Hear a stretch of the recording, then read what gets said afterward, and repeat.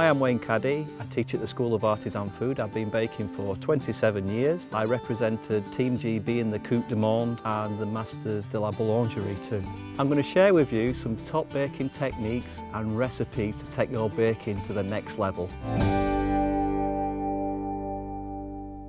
Okay, so after bulk fermentation and putting our 3 folds in, the dough's really softened off and it's become very extensible and it's doubled in size. Because it's a wet dough, we're going to need just the right amount of flour on the dough. So this is a big container, but if you're making 1 loaf, it still applies, okay? So now the dough is not sticky at all. So what I'm going to do is take my scraper and just ease it out of the container. And I'm going to tip the dough onto the work surface.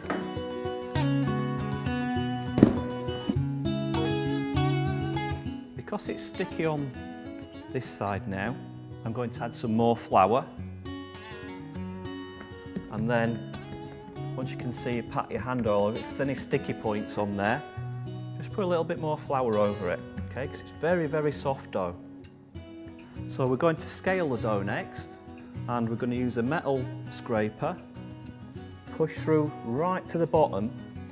Don't saw, just push through in one quick movement. So we take the dough and using the scraper, we pick the dough up, place it onto our scales. So now what we're going to do is shape this off for bench resting. So pull and stretch at 3 and 9 o'clock, and then 12 and 6 o'clock, and then the corners in again. And very quickly we can see we've formed a nice round shape. We're going to draw the ball towards us using a gated technique, so put your hand in front of each other and overlap your fingertips together. Press onto the table so there's no gap, and then just draw towards you and you'll feel the dough ball tighten up. Turn 90 degrees, repeat. Keep doing that 4 times, okay? And there we can see that the dough ball's very tight and we've got little bubbles on the surface of the dough. So now to bench rest, to relax the dough off before final shaping.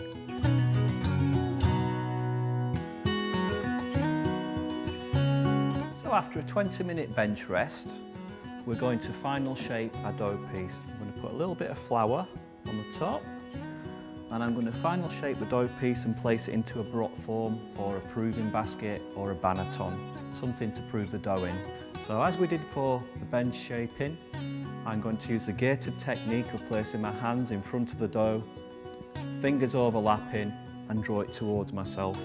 So it should take approximately 4 pulls forward. We can see there it's pillowy and strong, that's what we're looking for. So after we've done this, we take the smooth side and place it down into the brat form, so that when we come to the baking stage, we tip it out so the smooth side's on the top. So once we've finally shaped the dough piece into the brat form, we prove the dough piece at room temperature for 2 to 3 hours or doubled in size. Alternatively, cover and place in the refrigerator and ferment for up to 6 days before baking.